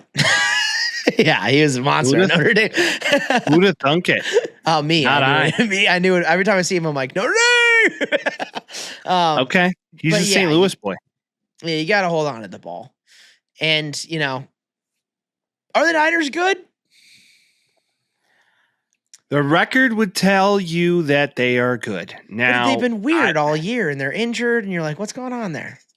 Yeah, now you go play the Bucs. This is going to be a true NFC South battle. NFC battle. It's one Kendrick plus. Bourne. You think Mac Jones is just comfortable with Kendrick Bourne, so he's like, all right, I'm just going to throw to him a lot? I just think Mac Jones is like, whoever's open, I'm going to get him the football. He played with Kendrick Bourne in New England. Am I right? You're correct. I think that does definitely help. But then again, you also look at McCaffrey having 8 receptions. You look at Jake Tongas having 7 receptions. Started him in fantasy this week. How'd that go out for you? Good. Felt real nice. Felt real You're nice. like, see? Yeah. So, without any freak nature, aka Kittle, I mean, somebody's stepping up. I mean, these guys are playing very well right now. This game was well played. It just went down to who had the ball last, and the Rams just couldn't finish. They had an opportunity to tie the game. They chose not to. Yep. Chose might be. They just didn't. On fourth down, they had an opportunity. They were on the 15. Of the 49ers, and they just could have said, all right, let's kick a field goal and tie this shit and see if we can get the ball back. They're like, we're going to go. I mean, if it works, then you're a hero. If it fails, then you're an asshole. Do you prefer this game to be a tie? If so, no. As a fan, no. But as a team, yeah. Yeah. Over an L, looks a lot better in the standings. It's definite. Who would have thunk the NFC West is another bloodbath? Who would have thunk? It always is. It always is. Like clockwork. It just always is. You got Seattle trying to fight for a spot in there too. They're pretty good. That turned into a score fest in the second half, which we will get into that game. But the 49ers are 4-1, and the Rams aren't necessarily deserving of their record, but they're there. The Vikings, on the other hand, I think the time zone staying the same for them helped. For sure. Jordan Mason was supposedly not going to play well. He actually played pretty good. Mm-hmm. Justin Jefferson doesn't find the end zone. David Njoku's really good again. And Quinshon Judkins may be the offensive rookie. You think David Njoku's good again because of a rookie quarterback? Because that seems to be rookie quarterbacks love tight ends. It's like kindred spirits, match made in heaven. Dillon Gabriel did exactly what he needed to. That's what it kind of felt like. You can't expect a lot out of the guy. And he didn't make any mistakes. If you're the Browns, you're like, I don't have to win that game. I just have to see some positivity. Well, and with that, you look at this and you say, okay, looks like we got a guy. Right. Joe Flacco, you're shipped out to Baltimore. To Cincinnati. My bad. Division. In division, in state. I have given where I live and where we lived, you do have a slew of Packers fans around you at all times, just randomly. You're like, why are you a Packers fan? I don't understand. You live down here. What are you doing? And I talked to one the other day, and he's like, today actually, he's like, I swear to God, if we lose to Joe Flacco 2 times this year on 2 different teams, I'm going to die. And I hope for the life of me that the Bengals can beat the Packers. I hope for the life of me that I just don't understand why the Bengals are playing so many NFC opponents this year. They play basically the entire NFC North. Is that Isn't that how that works? You get one NFC division, you play them all? I don't think so, but in this case, I think so. I think like once a year you get another division. They played the Lions last weekend. Yep. Now they play the Packers. Then they play the Bears. Yeah, that's their division that they play this year, I think. I don't know if they play the Vikings at any point. I think I want to say that's how that worked. I might sound like a complete idiot, but I think like every year a division versus a other conference division. That's how it works. Throw it into ChatGPT, see what it tells you. All right, but either way, the Vikings do win this game 21-17, and Joe Flacco is no longer on the Browns. The Cowboys go into the Meadowlands. We didn't talk about the freaking mime. What?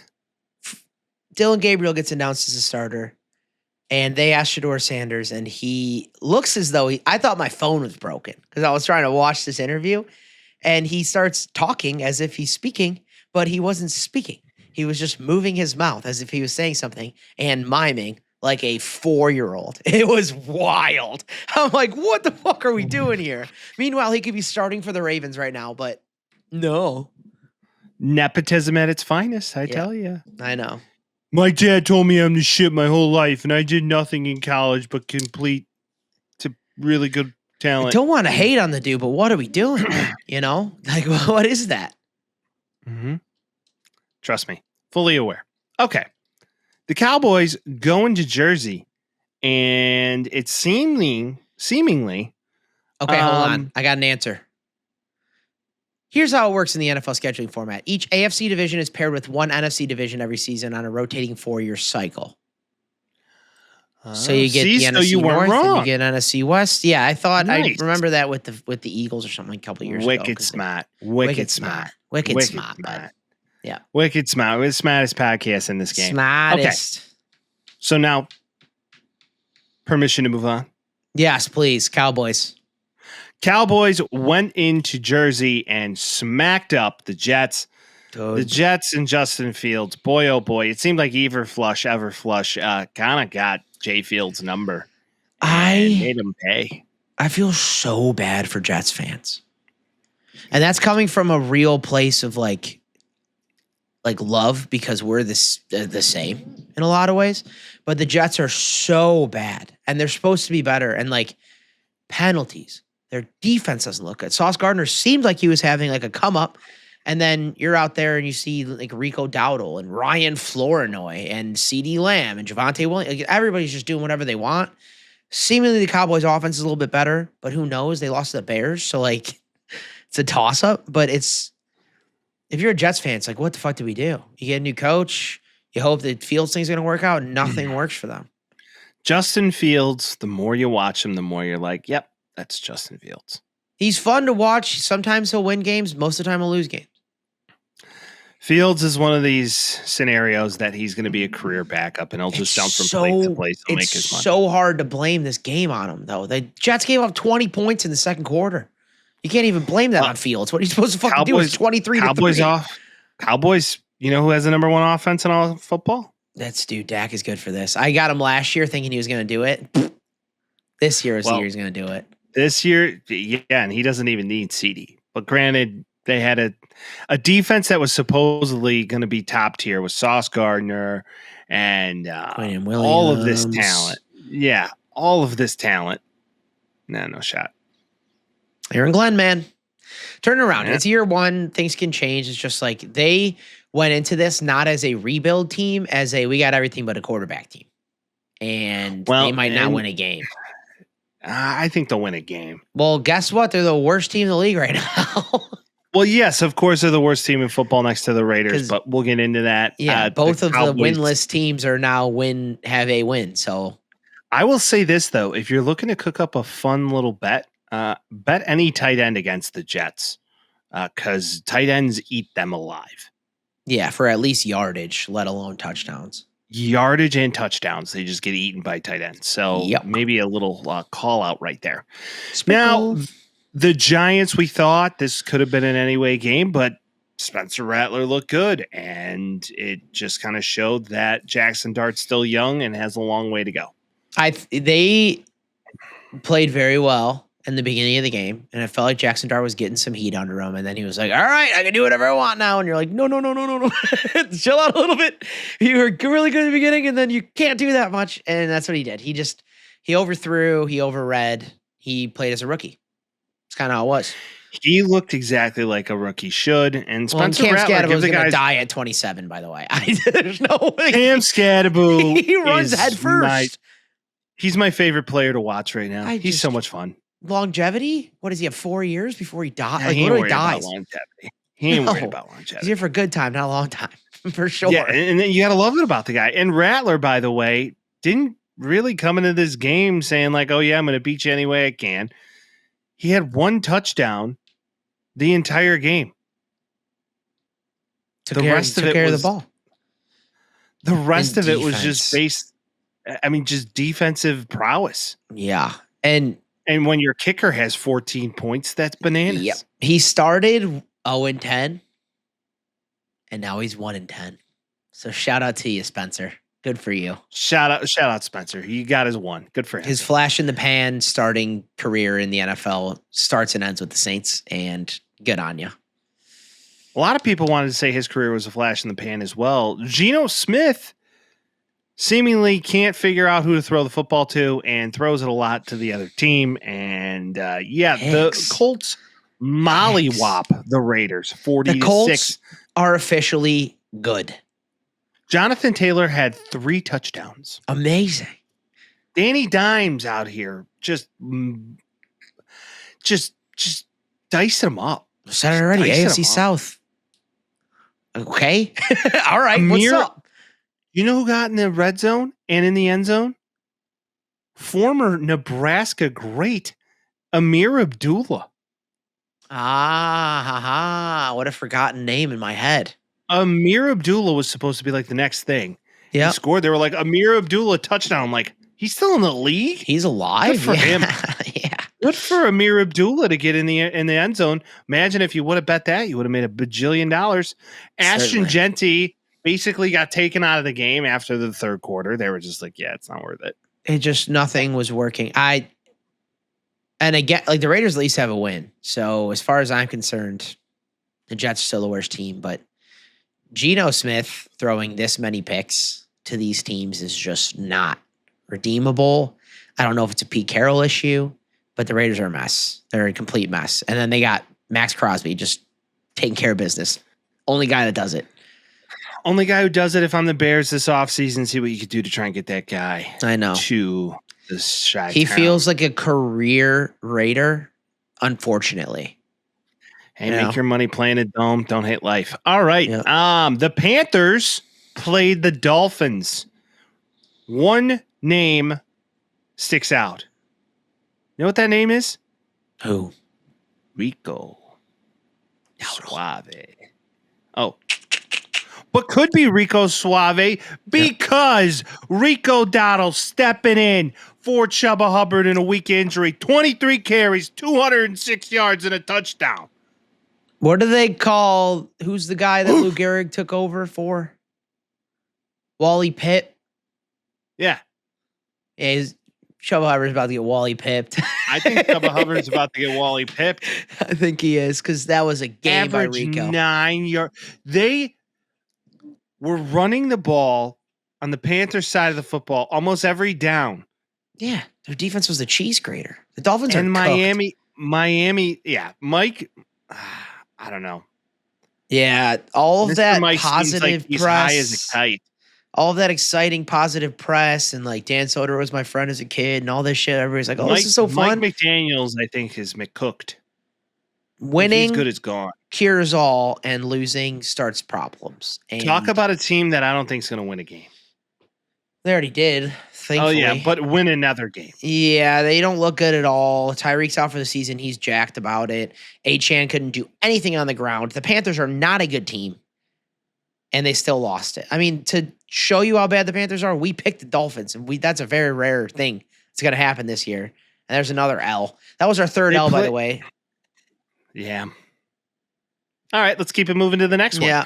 The next L is a game that you would look back on and was a tale of one quarter, because the Eagles played the Broncos and the Eagles led by, 17 until the fourth quarter. I turned it off. I was like, new game. Broncos can't do shit. I wake up the next day and it's just like Eagles fans are pissed. I'm like, why? Got A.J. Brown the ball. Devontae looked good. Jalen's throwing the ball. All of that's good. And then just, they're still Super Bowl favorites in my head. I have no doubt about that. But you're going to have a game like this where you're like, oh, our defense imploded, dude. Imploded. There is some interesting chatter going around the league right now that the locker room might be lost because A.J. Brown's a little pissed he's not getting the touches he thinks he deserves. Well, at least that didn't happen last year. Correct.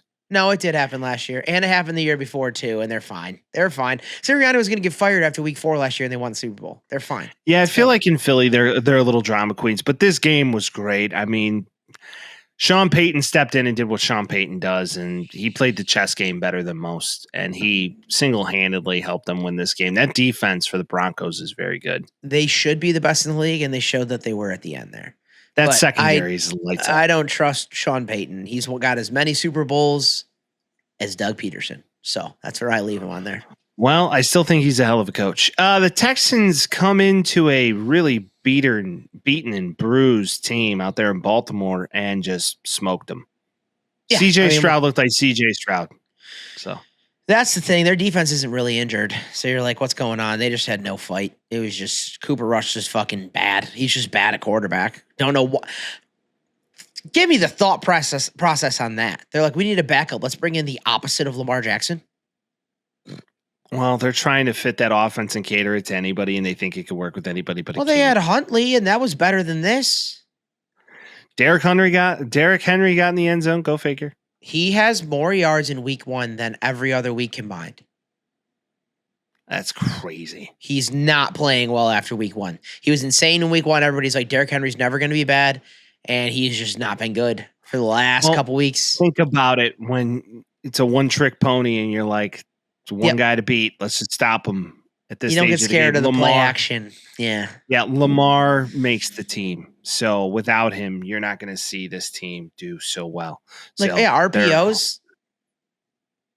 You're going to give it to Derrick Henry because why are you doing RPO with Cooper Rush? Hey, Shador, you could have had your chance. You fucked it up. That's what I'm saying. And now he's pantomiming in front of the Cleveland reporters. Like I said, nepotism runs wild with Dingus. that one. Okay, but the Texans win. We were right. Now, the Titans and the Cardinals. This game seemingly was decided. You were watching this game in the first half. You were like, yep, turn it off. We're good. Well, the second half came around, and it seemed like the Cardinals were about to ice the game. And Amari DiMercato broke off for about 60 yards on a beautiful rush. And it happened again, as it happens every football season, where you're not in the end zone and you just let the football fly. Hold on to the ball. How do you stop this? As a team, how do you stop this? You find them $1 million. You think that's the secret? You think that's the sauce? You can't bench him, because what if Derrick Henry does it? You're not going to bench him. Did you see Gannon lose his shit? He got fined $100,000 for it. Wow. Yeah. Lost his shit on the sidelines. You can't do that. Who are the Cardinals? Who are they? They're flashy and fun, and then they're shitty and bad. And it's just back and forth, and it seems like they never played with each other before. And then Harrison's got the yips, and then James Conner's a god, and now he's out again. Like, who are they? I don't think Kyler Murray's very good at football. I think he is. I just don't think he cares about winning. I don't think he cares. That's what I'm saying. I don't think he cares about it. I think he's good, but I don't think he cares. Cam Ward played a pretty decent game. He's fun. He's just fun, man. He's fun. Tony P's doing what Tony P does. Exactly what you expect from him. 14 carries, 67 yards, and a tutty. That's exactly what Tony Pollard's going to do to you. That's what Tony P does. Yeah.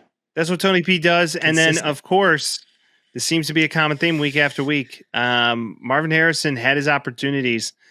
Didn't get more than 5 receptions this week. So that's a little DROP difficult to see. King, dude. He's like a dog. I don't want to say it in front of him, but DROP King. We were wrong about the Cardinals losing this game, by the way. Well, the Cardinals kind of let it run down their leg. Yeah. So we digress. Now, the Bucks. This is like the comeback QB Bowl. The Bucks go in. We did pick this one, correct? Indeed. The Bucks go into Seattle against the 12th man. And Baker just balled the fuck out. Yeah. He went ham. They're like, they gave him the ball and they're like, steer the ship. I mean, even 26 completions for 341 and 4 tutties and an INT. Dude was throwing the ball. And 29 completions. Or sorry, excuse me. I was looking at Sam Darnold. Sam Darnold had a fucking game too. Dude, Rashad White going off for 2 touchdowns. Emeka Ibuka might be the best wide receiver in the NFC. He's easily the best rookie. The thing is Tet looks good, but him having Baker Mayfield is helping him a lot. He was very good in college. He just got overshined by the Marvin Harrisons and the, Jeremiah Smiths of the world. I mean, this honestly was like a very good Ohio State wide receiver matchup. Because JSN, too, was a monster in college, and he was the second fiddle to other guys, too. So it's like... Here's another fun stat. We brought it up earlier about the OU quarterbacks. Ohio State wide receivers are all excelling at the next level. Yeah. Oh, yeah. Except for Between Chris Olave, Marvin Harrison Jr., now Emeka Ibuka. JSN is the number one receiver. The only one that's not working was their highest drafted one. Yeah, I know. Well, there's still a lot of options for him, but I will say I think both of these teams are good. I think the Seattle Seahawks are good. I don't know if they're going to make a playoff, but they're going to be real close at the end. And I think the Bucs actually have Super Bowl in them. I don't think they're going to go, but I think they can. I think Baker has the dog in him to get it done, and Baker is got this team bought in around him, and they're playing very well. And I think once they get Mike Evans back, it's going to be pretty scary. There's not a team except for like the Falcons that hate that Baker Mayfield's good, or like a fan, except for rivals. Like everybody thinks that it's awesome that Baker. If you're Mayfield's the Browns, you got to be pretty pissed you let that guy walk out the door. You're the Browns, if you're the Panthers, if you're the Rams, like what are we doing? The Panthers at one point had. This is essentially both the Panthers. These guys, yeah. They had Baker and they had Sam D on the same roster, and they were like, "Hey, you guys are God." Well, that's all to say that the system is just as important as the player himself. It's true. Now let's jump to Cincinnati, aka the NFC North Bowl. Now, Jared Goff doing what Jared Goff does. Yep. The Lions, I think, are pretty good at football. David Montgomery had a day. Sam Laporta have a day. Isaac Tesla finally found the end zone. Tesla, yeah, dude. Yeah, dude. Tesla's a dog, dude. It's so Chase Brown didn't do much for shit. Jamar Chase gets the ball and he's amazing. I love that they have Joe Flacco now because from week one when we were talking about Jake Browning and they won that game, it's like maybe he's good. I'm like, he threw 3 picks and a half. And then last week he threw 2 picks, and then this week he threw 3 picks. You can't do that, dude. I think you really can't. Joe, especially, and I get it. Like they don't have a line for shit, and Joe Burrow literally almost died on the field because of that. But you got to take care of the ball, and I think Flacco's the right move because Jake Browning is clearly not the right move if they want to compete this year. There's just no way. I don't know how you're supposed to compete with him when he's a statue. So we'll see. It's going to be interesting. But you at least put him in there because he's like, okay, I got to get rid of the ball. And I know where to throw it where they're not going to pick it. Jake Browning is averaging 3 picks a game. That's horrible. That's not good. That's not good. I don't disagree, but it's Jake Browning. What do you expect? I know. But either way, Bengals. But also, you knew Joe Burrow was going to get injured because you don't have a line. So you better have a good backup. What are we doing? Joe Burrow, I think you called it very eloquently last week, Vince. Joe Burrow is going to go through the Matt Stafford treatment, and he'll win a Super Bowl, just not in Cincinnati. Totally. He'll go somewhere that gives him the love, buys him dinners, makes him happy. Mm-hmm. Now, let's jump to L.A. The Commies played the Chargers. Chargers notably banged up, missing both of their offensive linemen, right and left tackle, Joe Alt and Rashawn Slater. Commanders gave up 10 points in the first quarter. They ceased to give up a single point outside of that first quarter. And then just went on a tear. Jaden Daniels looked great. Bill Krosky, welcome. We were waiting for this. To the NFL game. We were waiting for this. There's going to be a game like that. You see the interview after when Tom Brady was interviewing him? No. It was awesome. He was giggling like a little kid. He's like, thanks, Tom. I was dying. It's like, I would like be too. Well, yeah, his entire life. I think he was probably born in 99 or some shit. Huh? His entire life, Tom Brady was the best quarterback in the entire league. His entire life. So, yeah, I would be the same way. Yeah. I don't know what to make of the Chargers now without these linemen. And if Najee's not going to play, and isn't Omarion Hampton injured now or something like that? Omarion Hampton's hurt now. Yeah. Everybody. For his life. What are you supposed to do? And that's a good team, and they start off the year undefeated, and now they get 2 in a row that they lose. You got to stop the bleeding. Harbaugh's got to put a bandage on this baby and put it in the right direction. I don't know how you're going to do that. If there's anybody to do it, you just have to hope Rashawn Slater and Joe Alt get back sooner rather than later. I didn't figure out what happened. What was Joe Alt's final injury? What was it? I believe it's a back injury. That's not great for a lineman. Yeah. Well, let's see. Joe Debo's fucking fast again, dude. Debo's really good. He suffered a high ankle sprain in week 4. Joe Alt or Debo? Yep. Joe Alt. Okay, that's a little bit better. Yep. Detail, severity. I mean, injury like that, you got to make sure you get back at a decent time. 4 to 5 weeks, probably. He's not coming back next week. Correct. That's for sure. And the Commanders are good, but they're not as good as the Eagles. So they'll probably get another wild card. That's kind of how I feel about them. All right, 2 more games here, bud. Okay. This one. The Bills lose at home to the Patriots. Drake May looks very good. No touchdown passes, but he took care of the ball. 22 for 30, 273. They're running Travion Henderson. Good job. He wasn't great this week, but do it instead of just Ramondre Stevenson all the time. And Stephon Diggs is that put a baby in Cardi B, and now he's catching the ball again. Hey, I mean, that's his thing, right? Leaving it in. And doing drugs on a boat, but no one wants to talk about that. It was ketamine. He's fine. It was Tusi or whatever the hell they called it. I don't know what that was. I don't know what it is either. I think it's called Tusi. It's like this pink. I don't know what the fuck it is. I think it's like ecstasy or something like that. I have no idea. Yeah, I'm good on that. I'm good. Yeah, hey, bud. Me too. yeah. But Drake May look great, making some throws that you're like, just simply wow. He's seemingly fitting in the system. Antonio Gibson out for the rest of the year, torn ACL. Ramondre Stevenson, just kind of a one-trick pony, goal line back. And Stephon Diggs, 10 catches, 146 yards. Vrabel when defense, does he lose? Baby.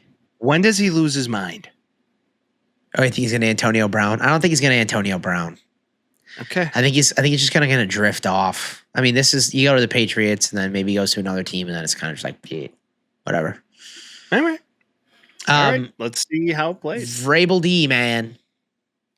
Josh Allen could not figure it out. It seemingly was like, the suck fest once again from Chris Collinsworth. He's got a new sucker. Yeah. He's got a new sucker, and it's Josh Allen. Because the whole time you look at a guy like Josh Allen. Well, yeah, he's going to do that. Now, week after week, James Cook, best running back in the league, stuffed him. This whole 3.3 per carry, 15 carries, 49 yards.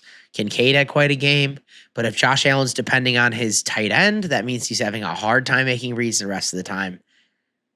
If you're the Patriots, this is like oh shit, we actually might be all right. And I think they're going to be pretty decent all year, to be honest. Well, we'll see how the Patriots fare because looking forward to this week, which we will get to, they do play the Saints, so you do get a nice little game here to get better win that right. Letdown. All right, man, maybe. Let's see. All right, speaking of our picks, let's get into them. Okay. Whoa! We gotta talk about the big one. I got excited. I want to make our picks. We got a big one here, dude. The Chiefs go into Duval. Give me your best Duval, Vince. Duval.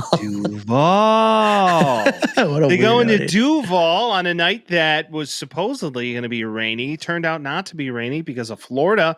And Trevor Lawrence came out and picked his nose, and he found gold because they pulled out a stunner. They pulled out a stunner in the fourth quarter that was simply very memorable for Trevor Lawrence. Ran in for 2 touchdowns, threw a pretty egregious pick early in the game. Falls over, gets up, runs around, gets in the end zone. I was going to make a joke about the nose pick again, but I was going to say 18 for 25, 221, 1 touchdowns and 2 picks. And then you're going to be like, he only had 1 pick. I'm like, are you sure about that? That's what I was going to do, but I didn't get the chance because yours was freaking better, dude. It's what I do sometimes. When do you hit the worry button if you're the Chiefs? I think you're hitting it already. This team looks old. Mahomes looks Mahomes-ish, but he's still making the throws. He just has nobody to throw to. Xavier Worthy's banged up. Yeah. Kelsey Hollywood Brown. Kelsey actually looked good this week. It's just you can't run the ball at all. You can't run the ball at all. If a pick six doesn't happen on a drive where they were in the red zone ready to score, and it was a beautiful stunt by the Jaguars, showed blitz, bailed on the linebacker. They've been watching film. Yeah. Pick 6 to the end zone, 99 yards. But that's the thing. Like Unheard of. The last 3-4 years, the Chiefs just don't do that. And now they're doing that. So like at some point you got to be like, maybe like you're not steadfast to make the playoffs. Like they're 3rd or 4th in the AFC West right now. Like this is not a given that you're going to end up in there. So they have to start competing. And I think they will because of the Chiefs. But at some point it's a little too late. And you're 5 weeks in. I don't know 2 if they and 3. have the horses this year, Vince. I really do not believe they have it. Their offensive line has performed very lackluster. Their defensive line looks old. Their secondary looks a little cooked. Taekwon Thornton's leading your team in receiving yards. That's not great. And you can't have that. And at what point do you maybe see, like, do you make a trade? Do you just kind of let this season just you fight your best, but you give it up one more? I mean, there were some years that Tom and the Pats just didn't have it, right? So maybe you're going through one of those downs. And Mahomes, now been in the league 7-8 years? So he's getting to that point where same age as me, man. He's 30. They need a refresh on offense. I do believe Travis Kelce needs to retire regardless of his productivity. I think it's time to get him off the payroll. Yeah, this feels like the end of it feels like the end of the rope here for him. I feel like after this, just you seem more interested in acting and listening to your fiance's shitty music. So what a bad album. I know we're not. She wrote a song, but she wrote a song about his peen. Who'd like really? Listen, I know a lot of Swifties in and around my parts, the people I talk to. If this woman rhymes car and bar one more time, I'm ending it all. I'm in the getaway car. But yeah, I have a lot of random Swifties around me, and I'm a natural hater and I always have been. And even they're like, writing is horrible. Even they're like, this is not the project. This is not the one. So that is the album that has just kind of showed true of all of her music kind of sounds this way, and maybe you're just hearing it now. Yeah, well, different strokes for different folks, but it's not even for those folks this time. So, and Vince, it always takes different strokes to rule the world. Patrick Mahomes, 6 carries, 60 yards. Yep. He shouldn't lead the team in rushing ever. The QBs led the team in rushing this week, which is insane. Trevor Lawrence, 10 carries, 54 yards, 2 touchdowns. Patrick Mahomes, 6 carries, 60 yards. Imagine if you just would have cooked up a little parlay of the over of each rushing yard for the quarterbacks. You've been sitting hindsight's a bitch, Mike. Hindsight's a bitch. Hindsight bias is a mother. 31-28. All right. Now Picks. Am I picking this week? I announce I pick, you pick. All right, let's do it. All right. Thursday night football, interdivisional, Jackson Dart versus the Super Bowl champs, Eagles at Giants. Thursday night football, give me the Eagles. Give me the Eagles. Give me A.J. Brown to score because he started pissing and moaning. Let's go to cheeky little London town where we'll get the Broncos at the Jets, who are on life support right now. Give me the Broncos, Mike. I'm going to say give me the Broncos and give me a Evan Engram touchdown. You better take all of these.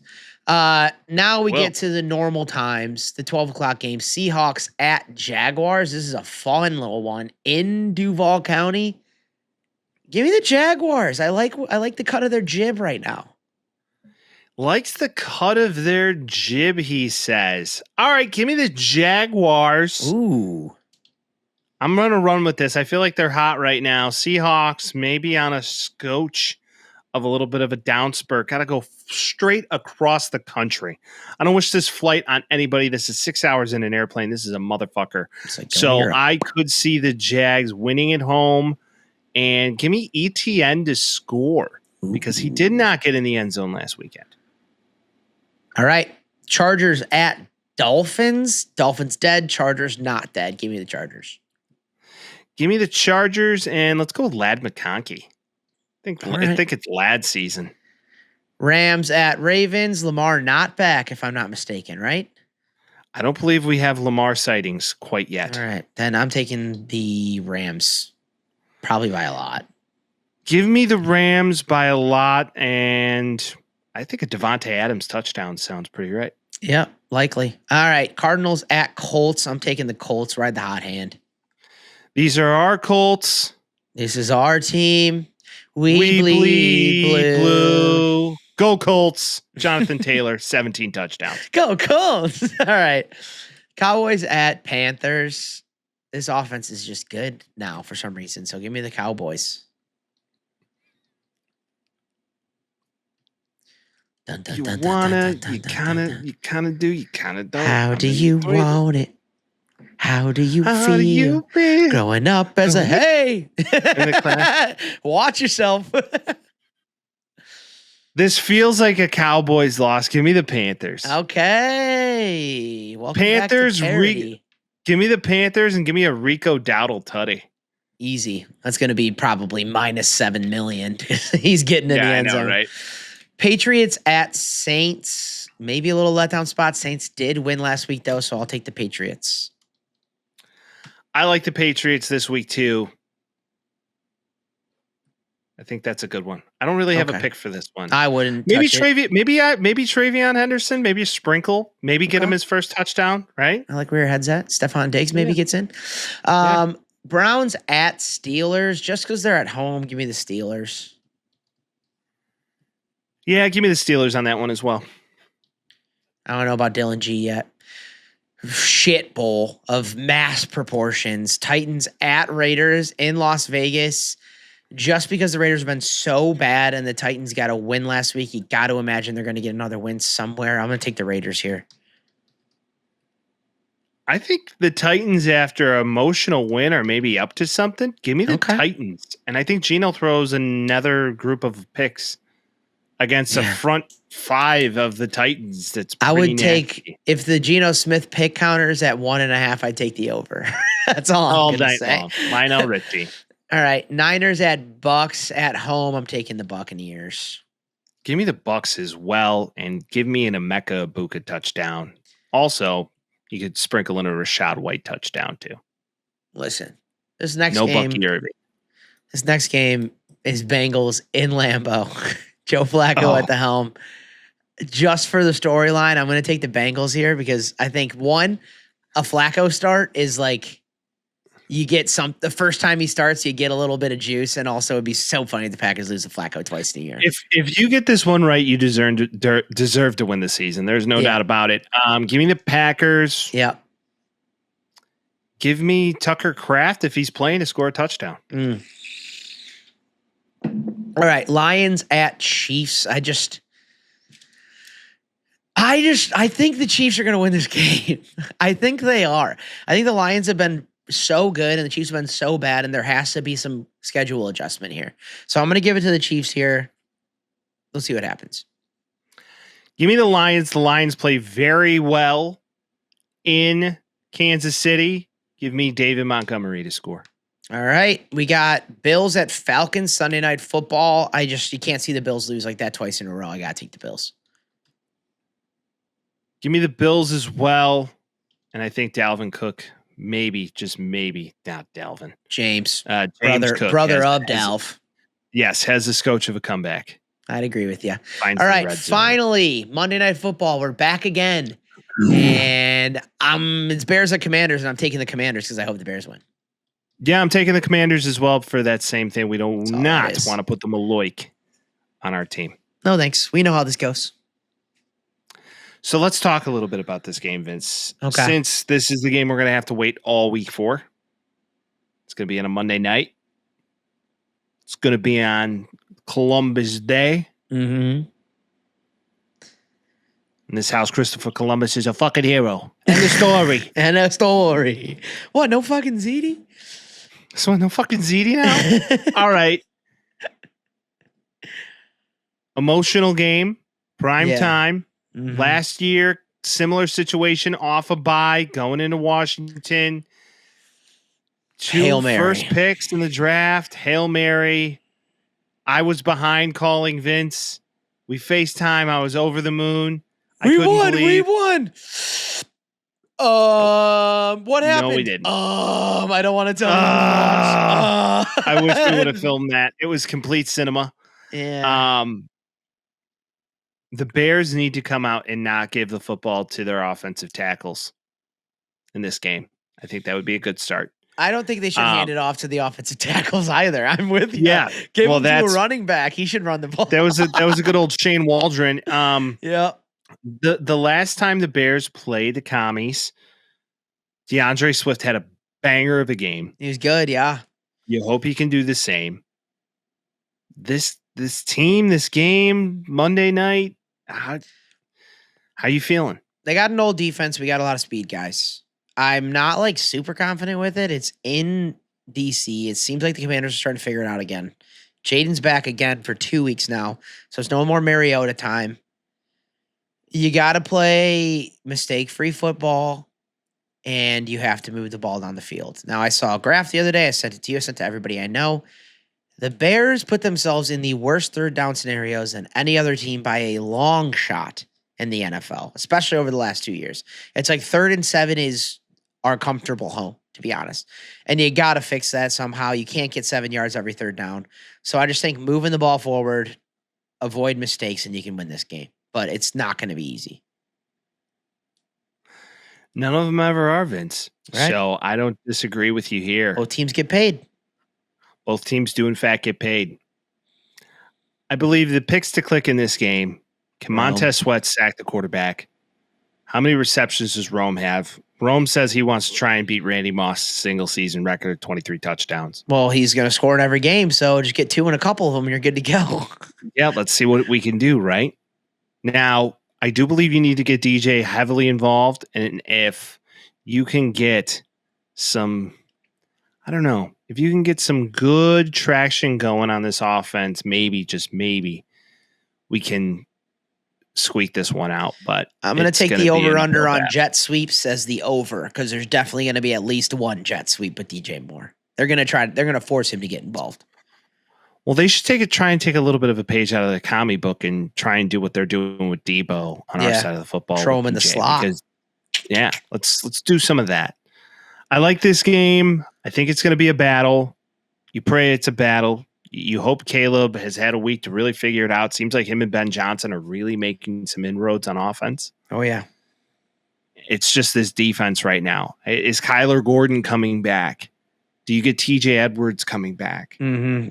Having TJ Edwards would change a lot of things. And Tyree Stevenson's had a pretty good year, actually. So is he going to play in this game, and is he going to make the same mistake? Because if he does, shoot him to the moon. I think they're more disciplined. They feel more disciplined. They feel like they're more hard-nosed, and they're going to play for their coach. It's felt like that Commanders game was like the straw that broke the camel's back last year. And everything went bad after that. So as long as they put up a good fight, you don't have to win the game, honestly. Just put up a good fight and make it an even battle and not like a stupid bonehead play at the end of the game to lose it.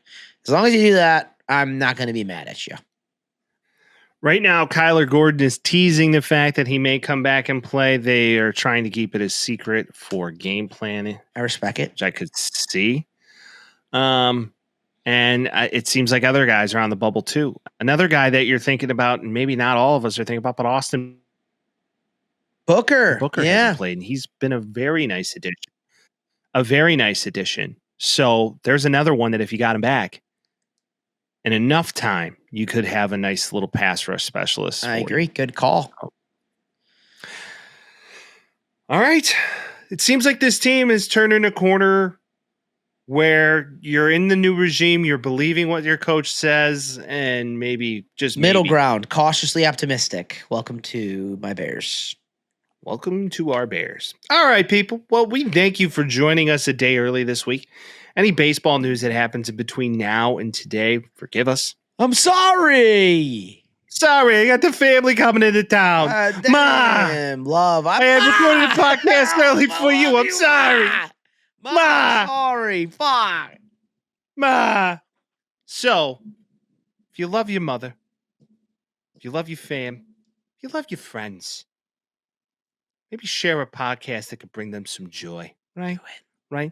And if you got something that you want to get off your chest, leave us a voicemail at 312-725-2107. Air it out. Do it, you little weirdo.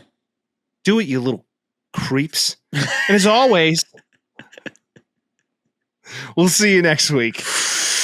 Peace. Talk Talking tales with Mike and Vince. Oh, you know, jazzy beats while we dispense. Yeah, you know.